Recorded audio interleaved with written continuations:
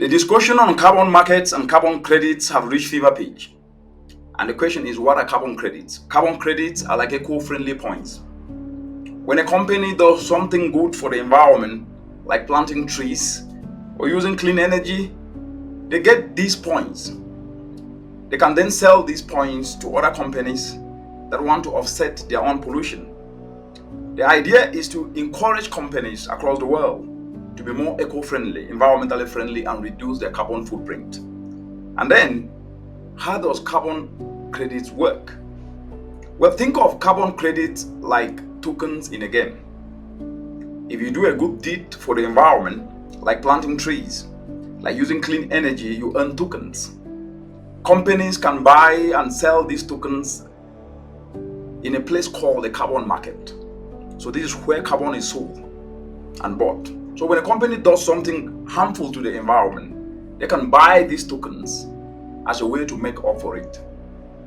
But for these tokens to be real, they need to be checked by experts, international experts, to make sure that they truly are helping the environment to reduce carbon dioxide.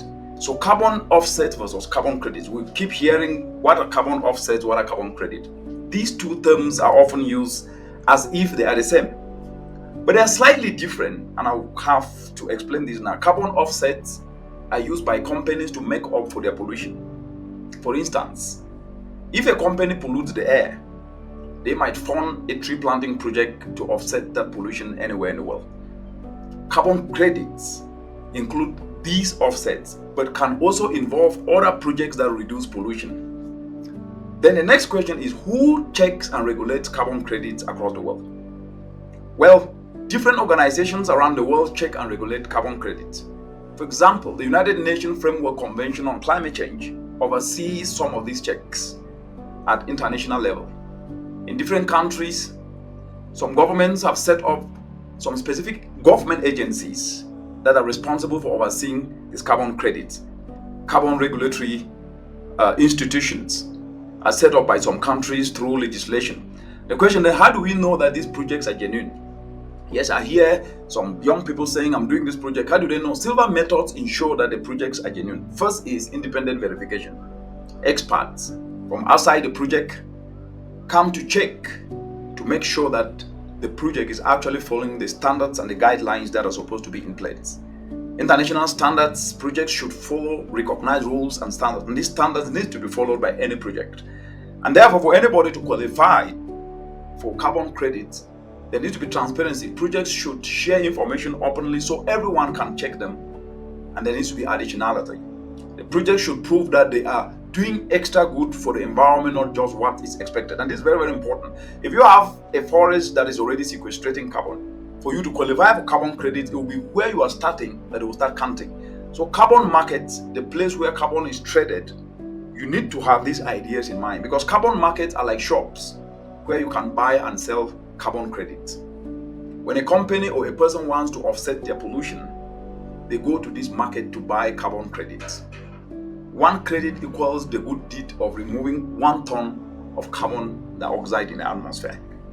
And I know there's been a question of, why are carbon markets important? And I'm using a very simplistic way to explain this. Our planet is warming twice as fast. Our planet is warming because of pollution, and we need to act fast. Carbon markets are one way to help to be able to reduce this warming. They encourage companies to reduce pollution and invest in environmentally or eco-friendly or climate resilient projects. By making companies pay for their pollution, we are trying to slow down global warming, because as we're speaking today, the world is at 1.1 degrees and Africa is warming twice as fast as the rest of the world. There are 2 types of carbon credits. The first one is compliant of carbon markets. There is compliant market, created because of laws and rules. There is voluntary markets, where companies buy and sell credit on their own, and individuals can partake in that. And Africa falls under the voluntary carbon market. But there are challenges with carbon markets that need to also be understood. And what we need to understand is that while carbon markets can help the environment, they also have some challenges. And these challenges that are currently being discussed under the Paris Climate Change Agreement, Article 6, 6.1, 6.2, 6.4, double counting. The same good deed might be counted twice. How do we avoid that? Human rights. mothers living in forested areas that they own. Some projects might harm people's rights. Greenwashing. Companies might pretend to be eco-friendly when they are not. For these markets to truly help the environment, these aspects need to be addressed. And this is currently being addressed under the climate change negotiation that will be a hot topic during COP28 in Dubai. Africa and carbon markets need now to be put in perspective. Many people think carbon markets are simple. They're not really simple, but they're not. For countries like those in the African continent to benefit, they need proper systems and checks. They must ensure that their projects truly help the environment and respect people's rights. There needs to be transparency, and that's why at the moment there is development of carbon registries. Governments can play a role by setting up clear rules and supporting genuine projects. And one of the most important aspects to understand is that carbon credits and carbon markets are tools to reduce emissions, to fight global warming, to fight climate change. They reward good deeds, good actions for the environment, and make companies pay for their pollution. While they have challenges, with proper checks and rules, they can truly help our planet. But one of the most important aspects that we need to know is that the carbon market and carbon credits and carbon offsets is an area in which Africa can be able to leverage opportunities. Currently, as we're speaking today, 1 ton of carbon in Africa goes for $5, whereas in the European emissions trading system that is established by the European Union, 1 ton of carbon is trading at $98. And in other countries in continents like United States, about $78 to $85. So for the African continent to be able to fully tap into the carbon market space, there needs to be 3 things to be done.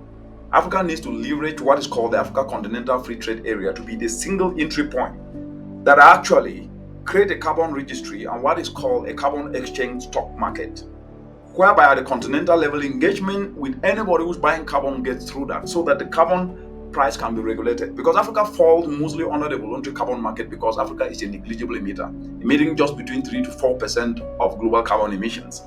That simply means that Africa is a supplier when it comes to carbon credits.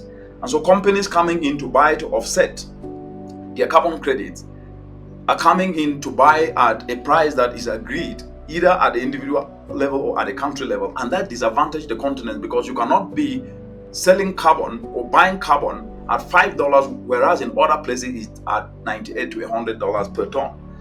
And the Congo Forest Basin of Africa is sequestrating 30 billion metric tons of carbon each and every year. And when it comes to forests alone, the forests actually sequestrate each and every year billions of metric tons of carbon. And if you were to multiply that 1 ton of carbon is going for 5, then if the African forests in a year are sequestrating about 1.1 billion metric tons of carbon, then you're only talking about 5.5 billion. What if it was going at 100?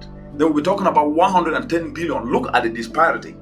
And therefore, what needs to be done is leveraging Africa Continental Free Trade to create carbon registries, engage countries so that they register and get their carbon from forestry, from clean energy, from mothers who are leveraging opportunities to use agroecological approaches, nature-based approaches, agroforestry, conservation agriculture, so that a carbon stock can be measured and, of course, then compensated for that carbon that the efforts they're undertaking can be able to store. Then the young people who are getting into clean energy solutions by turning agricultural waste into fuel briquettes, into biogas, can actually also be compensated. But one caveat you need to understand, these processes, Africa is not ahead of the game yet.